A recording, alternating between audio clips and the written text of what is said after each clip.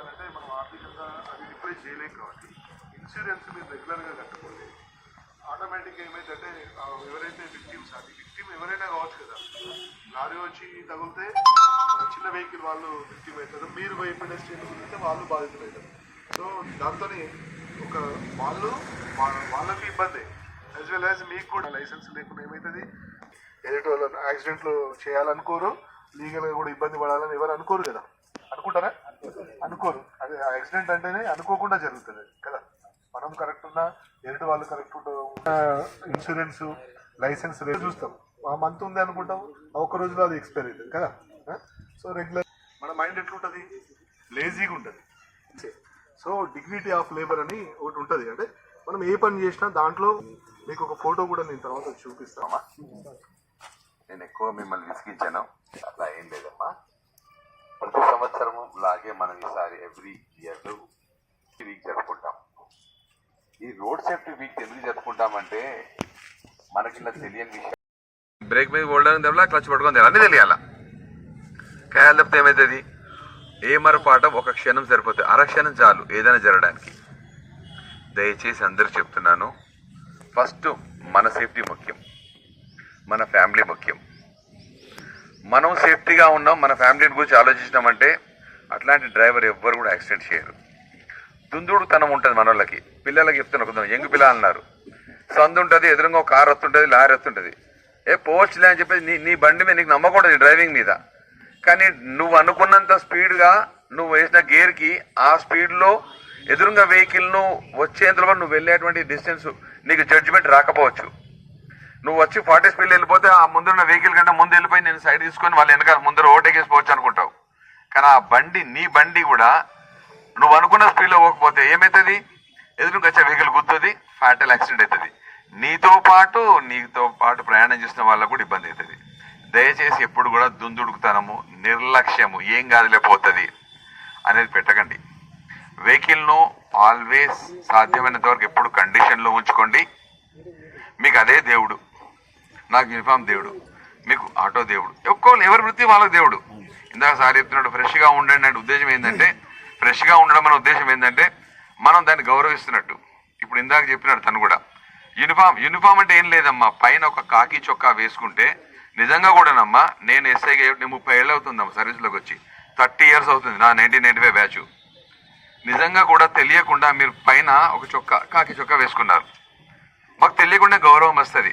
ఏమయ్యా అంటారు, లేకపోతే రఫ్గా మాట్లాడతారు. ఏమయ్యా ఎందుకంటే సార్ కొంచెం మిస్ అయ్యింది సార్, కొంచెం ఎందుకంటే ఎట్లా పోతున్నావు స్పీడ్గా అన్నా అనుకో, సార్ చూడనంటే ఏసీ అతను కూడా, ఫైన్ ఏసీ అతను కూడా కొంచెం ఆలోచిస్తాడు, అరే పోవా అంటే అరే ఫస్ట్ నువ్వు కనబడుతున్నావు, నువ్వు యూనిఫామ్గా కనబడుతున్నావు, నువ్వు పద్ధతి పాటిస్తున్నావు, ఏదో జరిగిందిలే అని ఇంకోసారి అయితే మాత్రం పట్టుకుంటాను జాగ్రత్త అని హెచ్చరించి పంపిస్తారు. అదే నువ్వు 3 గుండెలు తీసేసినావు, నోటిన పానేస్తున్నావు, నీ పక్కన ఇటు పక్కన ఒక అమ్మాయి ఇటు పక్క అబ్బాయి కూర్చున్నాడు, నీ హ్యాండ్ డ్రైవింగ్ కూడా కదలదు, నువ్వేం మాట్లాడినా ఆఫీసర్ వినడు. వింటాడా? అస్సలే వినడు. పైకి వెళ్ళి దొరకబట్టి ఇంకో 2 ఫైన్లు ఇంకేమైనా ఉన్నాయా? నీకు షర్ట్ లేదు ఒకటి, హై స్పీడ్ నడుపుతున్నావు ఒకటి, లైసెన్స్ అనేది మన ఇన్సూరెన్స్ ఇయ్యు ఇంకొకటి. ఇవన్నీ కలిపి తడిసి మోపెడతారు. నువ్వు సంపాదించుకున్న వారం రోజుల సంపాదన పోతుంది. మీరు మమ్మల్ని తిట్టుకుంటూ పోతారు, మీరు మానసికంగా బాధపడిపోతారు, ఇంటికాడ డబ్బులు ఇచ్చుకోలేరు. మనందరం కూడా మధ్యతరగతి వాళ్ళము, బిలో మధ్యతరగతి వాళ్ళం. నేను కూడా అంతే, అందరం కూడా మధ్యతరగతులు, బిలో మధ్యతరగతులు. మనం పని చేసుకుంటే మనకు లైఫ్ గడుస్తుంది. పని చేయలేదనుకోండి, ఒక్కలెక్కో 2 నెలలు 3 నెలల దాకా నడకపోయినా నడుస్తుంది, కానీ 3 నెలల తర్వాత ఖచ్చితంగా దిక్కు చూడాల్సిందేనా? కనుక ప్రతిదాన్ని మైండ్లో పెట్టుకోండి. ఈ సేఫ్టీ ఉద్దేశం కూడా మిమ్మల్ని అందరినీ ఇవన్నీ మీకు తెలిసినాయి. పరిమితి మించి నడిపితే కష్టమే, రైట్? దీంట్లో రాంగ్ రూట్ పోయినా కానీ ఎదురుగా ఎక్స్పెక్ట్ చేయడు కదా, ఎదురుగా వచ్చినాడు, అట్లయినా కష్టమే. సీట్ బెల్ట్ అంటే మీకు అది లేదు, హెల్మెట్ కూడా బైకులు లేదు. అలాగే మీ అందరికి బైకులు కూడా ఉంటాయి, సైకిల్ మోటార్లు ఉంటాయి, చాలా మందికి కూడా ఉంటాయి పర్సనల్ వెహికల్స్. పిల్లలకి ఎవరికి ఇవ్వకండి, చిన్న పిల్లలకి. ఇంతకుముందు చట్టంలో ఏంటంటే పట్టుకునేది ఏదో ఫైన్ వేసి పంపించేది, కానీ ఇప్పుడు ఏం చేస్తారంటే మైనర్లకు, డ్రైవింగ్ లైసెన్స్ లేని పిల్లలు మైనర్లకు కానీ బైక్ ఇస్తే ఓనర్ ఆఫ్ ద వెహికల్ తండ్రి మీద కేసు అవుతుంది. రీసెంట్గా మొన్న హైదరాబాద్ లోపల తల్లి పేరు మీద ఉంది బైక్, తల్లిని అరెస్ట్ చేశారు. పాపం ఆమె ఇంట్లో ఉంటుంది, ఏదో అవసరాల కోసం బండి తీసుకుంటుంది, పోతుంది, చిన్న పని తీసుకుని వస్తుంది. వాళ్ళ కొడుకు తీసుకొని పోయినాడు, యాక్సిడెంట్ చేసినాడు, వాడు చచ్చాడు. ఈమెను కూడా అరెస్ట్ చేశారు, ఇంట్లో ఉన్న ఈమెను కూడా. అవసరమా? సో పిల్లలకు కూడా వెహికల్స్ జాగ్రత్తగా చూడండి, ఇవ్వద్దు.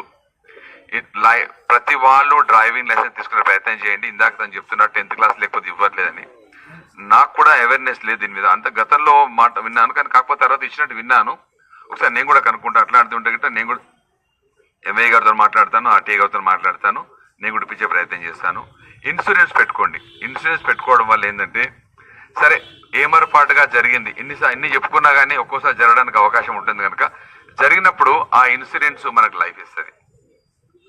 ఎవరైనా కానీ లక్షాధికారి కోట్ల రూపాయలు ఉండను కాక హాస్పిటల్కి అయితే ఏం చేస్తారు డాక్టర్లు? వాళ్ళు అనుకుంటే బిచ్చగాని చేసి పంపిస్తారు. నిజం, అవునా? మన దగ్గర 20 లక్షలు ఉంది, నాకేం 50 పొలం, 2 ఎకరాల పొలం ఉంది, తీసి పడుతుంది, 50 లక్షలు వస్తుంది, గౌరవ మొఖాన్ని ఉంది, ₹1 కోటి వస్తుంది. ₹1 లెక్క కాదు, బిచ్చగాని చేసి పంపిస్తాడు ఇంటికి పంపించినప్పుడు. ఎందుకు బతికేవరా అనుకుంటాం మనం. వచ్చినాక ఇంటికి వచ్చినాక ఇంట్లో పిల్లలు కూడా తిడతారు, నీ ఉన్నది నాశనం చేసినావు, అదన్నా ఉంటేదని వేసుకుని పర్వాల బతురు, నువ్వు కాలా. చనిపోయినారు 4,33,000 పైచిలుకు వ్యక్తులు సివియర్గా ఇంజూర్ అయినారు. అంటే ఆల్ టుగెదర్ 6 లక్షల మందికి ఎఫెక్ట్ అయింది ఒక్క సంవత్సరంలోనే. అంటే 6 సంవత్సరాల మందితో పోలేదు అది. ఒక ఫ్యామిలీలో ఒక వ్యక్తికి అయితే ఏమవుతుంది, ఫ్యామిలీ మొత్తానికి ఎఫెక్ట్ ఇస్తుంది. వాళ్ళ పిల్లలు వాళ్ళ భార్యది, వాళ్ళ తల్లిదండ్రులది, వాళ్ళ పిల్లలది లైఫ్ మొత్తం చేంజ్. తెల్లవారి నుండి వాళ్ళ ఇంట్లో అందరు ఆడపిల్లలు చదువుకొని ఉండవచ్చు, చదువుకోకపోవచ్చు, ఎదిగిన పిల్లలు ఉండవచ్చు, వాళ్ళ చదువులేంటి, వాళ్ళ భవిష్యత్తు ఏంటి, రోడ్డు మీదకి వచ్చేస్తారు. అవునా? ప్రతి వాళ్ళది ఇదే పరిస్థితి. కనుక ఫస్ట్ ఆఫ్ ఆల్ యాక్సిడెంట్ ఎందుకు జరుగుతుంది చెప్పగలరా? మనం ఎవరైనా చెప్తారా? ఇంతమంది ఉన్నారు రోడ్లు, ఎన్ని సంవత్సరాల నుంచి ఉన్నారు ఎక్స్పీరియన్స్? 10-15 నుంచి నడుపుతున్న వాళ్ళు చాలా మంది ఉంటారు, 10 సంవత్సరాల నుంచి, 15 సంవత్సరాల నుంచి. అవునా? రోడ్ యాక్సిడెంట్ 4 విధాలుగా జరుగుతుంది, 4 టైప్స్.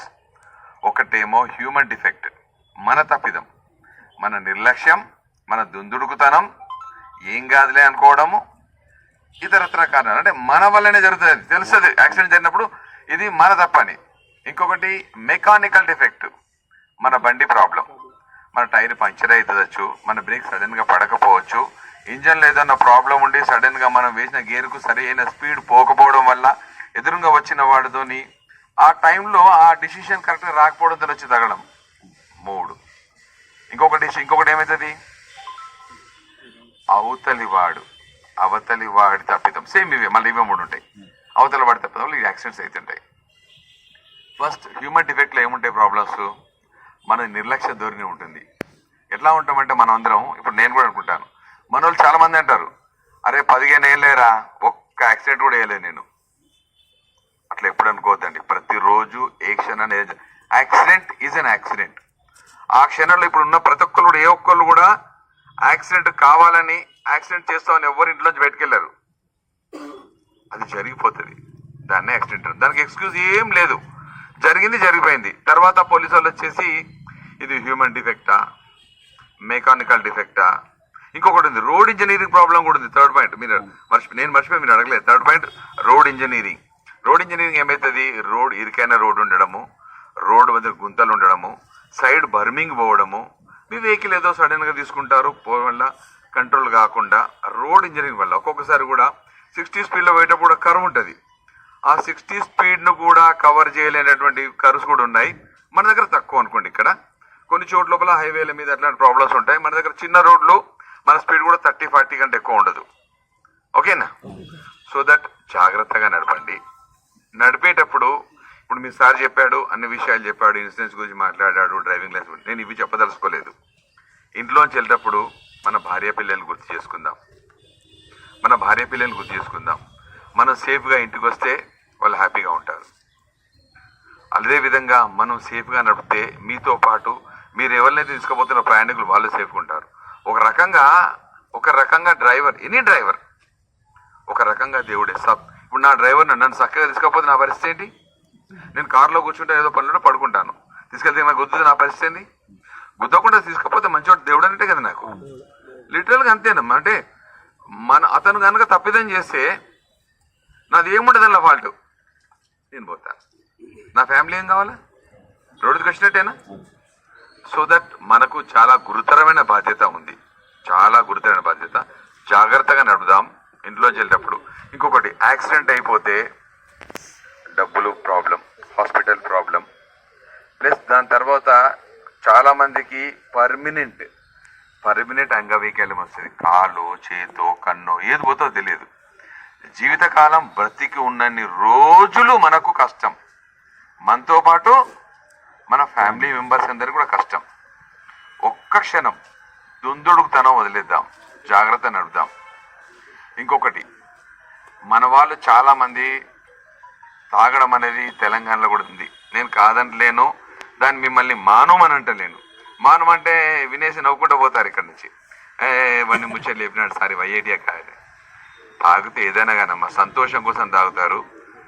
తాగడాన్ని మీరు ఎంజాయ్ చేయండి, కానీ తాగిన తర్వాత మిమ్మల్ని మీరు రోడ్డు అడ్డదిడ్డంగా నడుచుకుంటూ కాయలు తప్పితే పక్క పొంటోడు మిమ్మల్ని చూసి నవ్వుకుంటూ ఎంజాయ్ చేయొద్దు. అర్థమైందా? తాగడం మీరు ఎంజాయ్ చేసిన సంతోషం, కానీ తాగిన తర్వాత మీరు అడ్డదిడ్డంగా నడుస్తూ సొలుగుతుంటే పక్క పొంటోడు చూసినవారా, రాజుగాడు చూసినవారా ఎట్లా పోతున్నాడు అని నవ్విండి అనుకో, అంతకన్నా షేమ్ఫుల్ ఏం లేదు. అంటే మన కంట్రోల్ తప్పుతున్నాం అన్నట్టు. తాగిన తర్వాత ఎప్పుడు కానీ, ఇప్పుడు నేను ఉన్నానండి, యూనిఫామ్ వేసుకున్నాను, నేను కూడా చిన్న చిత్తుకి ఎప్పుడో వారంలో 10 రోజులకు ఒకసారి రమ్మంటే రాత్రిపూట 10 తర్వాతనో నేను యూనిఫామ్ వేసేది లేదు అనుకుంటే తప్ప వేసుకోవద్దు. ఎందుకంటే ఇది నాకు అన్నం పెడుతుంది, ఈ యూనిఫామ్ నాకు అన్నం పెడుతోంది, నాకు దేవునితో సమానం. తాగేసి తడిపేసి యూనిఫామ్ వేసుకుని దీనికి గౌరవం ఇచ్చినట్టు కాదు. ఇప్పుడు ఇంతమంది ఉన్నారు కదా, ఎవరైనా తాగేసి గుళ్ళకు పోయిన వాళ్ళు ఉంటారా? ఎవ్వరు పోరు. నీకు ఎవరు చెప్పలేదు, కానీ నీకు ఫీలింగ్ ఉన్నది గుళ్ళకు పోదని. మన వృత్తి కూడా దైవంతో సమానం. యూనిఫామ్ వేసుకోవద్దు. బండి పట్టకండి, తాగినామంటే బండి పట్టకండి. అది తాగడం ఇప్పుడు రాత్రి 10 తర్వాత తాగినరు, ఇంటికాడ పడుకుంటున్నారు, ఎట్టి పోతున్నారు, బయటకు వెళ్ళేది లేదు. ఓకే, ఎంతో కొంచెం తీసుకున్నారు. తాగడం మంచిదని చెప్పట్లేదు, కానీ తాగడం అలవాటైన వాళ్ళతో నేను మాన్పించలేను.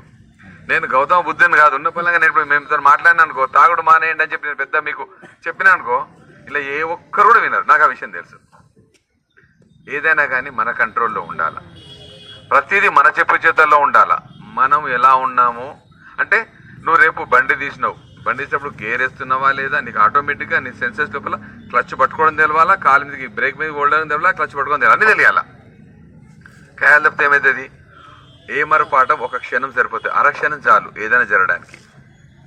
దయచేసి అందరూ చెప్తున్నాను, ఫస్ట్ మన సేఫ్టీ ముఖ్యం, మన ఫ్యామిలీ ముఖ్యం. మనం సేఫ్టీగా ఉన్నాం, మన ఫ్యామిలీని గురించి ఆలోచించినామంటే అట్లాంటి డ్రైవర్ ఎవ్వరు కూడా యాక్సిడెంట్ చేయరు. దుందుడుతనం ఉంటుంది మన వాళ్ళకి. పిల్లలకి చెప్తున్నా, కొంచెం యంగ్ పిల్లలు అన్నారు, సందు ఉంటుంది, ఎదురుగా ఒక కారు వస్తుంటుంది, లారీ వస్తుంటుంది, పోవచ్చులే అని చెప్పేసి నీ బండి మీద నీకు నమ్మకం ఉంటుంది డ్రైవింగ్ మీద, కానీ